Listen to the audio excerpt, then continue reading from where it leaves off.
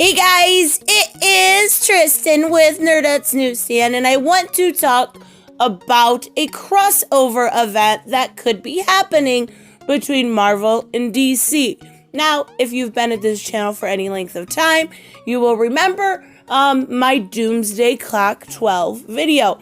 And I did speak of certain panels that were teasing such a crossover. Well, we have even more. And yesterday was New Comic Book Day. I will get to a review of Legacy a little bit later this afternoon. But this really excited me. So, I am not a huge Marvel person. And even more so when it comes to Thor, I did not care for a lot of elements that were in Jason Aaron's run.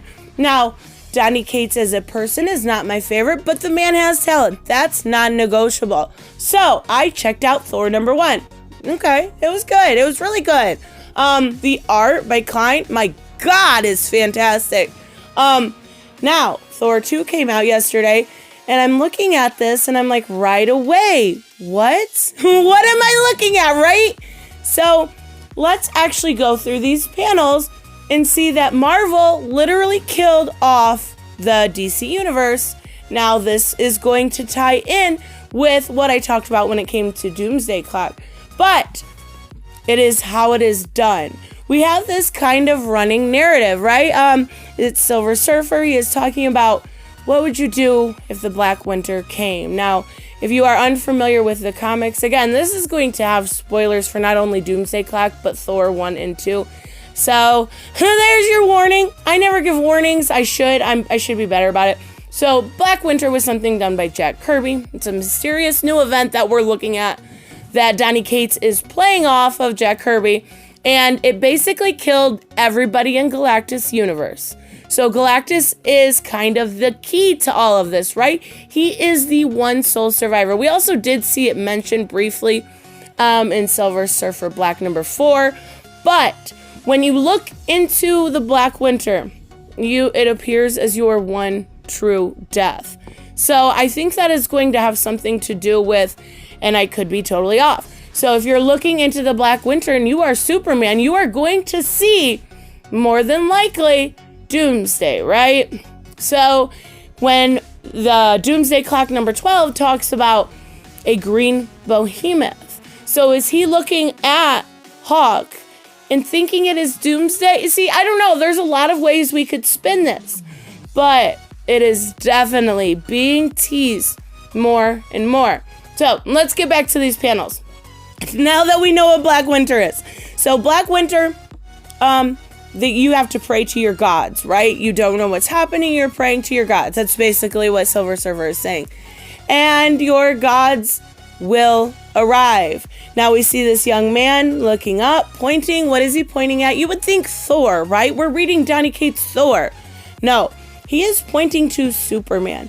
That is very obviously Superman flying around, his workplace. So, not only that, but they describe him as a sun god. What does Superman need to kind of revitalize himself? Obviously, the yellow sun. It's what's give him his power. Then we have the god of the green, or the emerald light. We have our Green Lantern. We have the god of the dark, our Batman. And I actually did not see Batman in the corner there at first. I was like, okay, well, they're mentioning Batman, but where is he? And I'm like, oh yeah, they got him a little camouflage there. So, and the god of the ocean, of speed, of strength. And we have our Aquaman.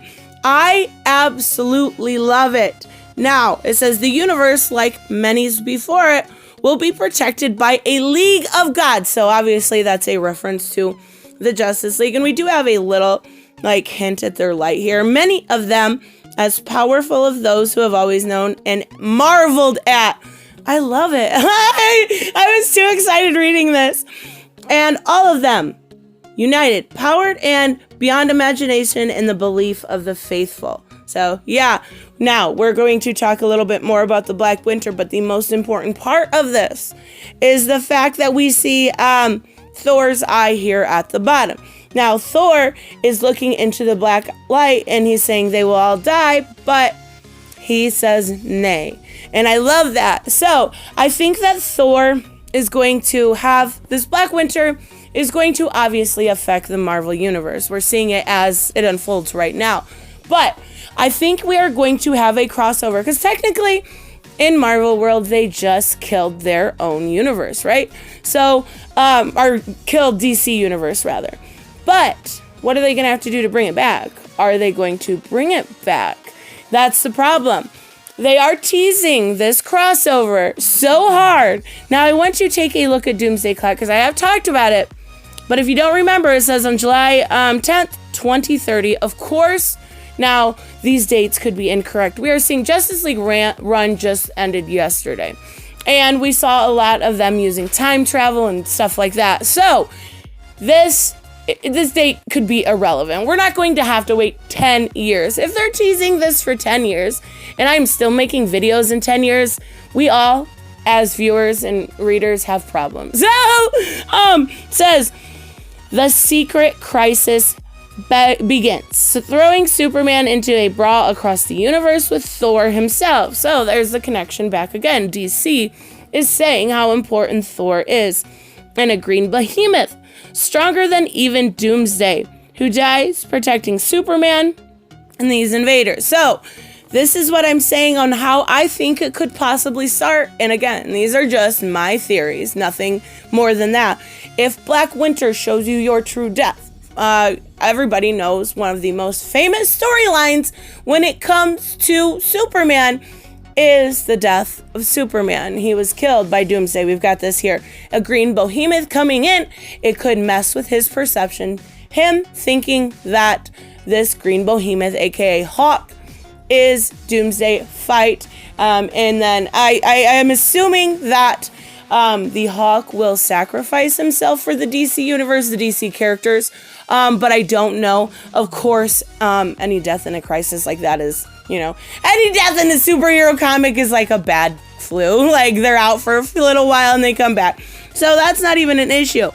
But I absolutely love this. If you remember, this isn't the first time we've seen stuff like this. Like, we had a Magalon or whatever, where they were mixed together, and then we had DC versus Marvel, which ended up turning into Marvel versus DC, and then we had JLA and the Avengers. So this is all very practical and could be possible. It has been over 20 years. Oh, yeah, I guess so. Probably over 20-something years since they've done something like this. Wow. I'm really old. Oh my God, I'm so old. Anyways, so this is awesome. Not only that, but a lot of this wording here, which I did skip over, which I shouldn't have, talking about the Black Winter, it says, for those who will look into the eyes of the Black Winter, and they will see the stone-faced avatar of the one true end. For them, their Omega, the one who is. So, obviously, that is a huge reference to Darkseid. Darkseid is, right? Like, that's just one of his things. And our Omega, obviously, Darkseid. So, will this have something to do with Darkseid along with Black Winter? Will Darkseid kind of be like the mid-boss, so to speak? I don't know. What I do know is Tom King thinks Thor is like, stop with the teases. Now, I do like the teases because it makes me theorize. It makes me excited. And I am excited. Like, I would love this to happen. Now, I really do honestly think at this point it is definitely happening. Secret Crisis just sounds so so DC. Like, we've had Crisis on Infinite Earth. We've Identity Crisis. I mean, that's just the DC thing, right? So, I love it. Secret Crisis is coming. I have faith. Let me know what you guys think. What you think of Donny Cates' current run, and if you think we are getting a new DC versus Marvel, or what is going to happen, or if I'm just looking way too much into it. I will see you in the next one. Bye-bye. Hey guys, I want to give a huge shout out to my Subscribestar and Patreons. You guys literally make this channel possible. Black Knight Fool, Brucey, Chris C, Dave Ross, David L, Jeffrey Allen Carnes, Sanjuro, Jeremy Burtz, Joe Bustify, Kato Round, Magical Exotic Diamonds, Mighty Pauls, Mike Buckner, Robert, Steve Glasker, Timothy French, Ala's Matt Films, Alexander Trapp, Way Else One, and Troy Reiser. You guys are absolutely amazing, and I want to say thank you to each and every one of you. Don't forget to subscribe and like on the way out, and I will see you in the next one. Bye-bye.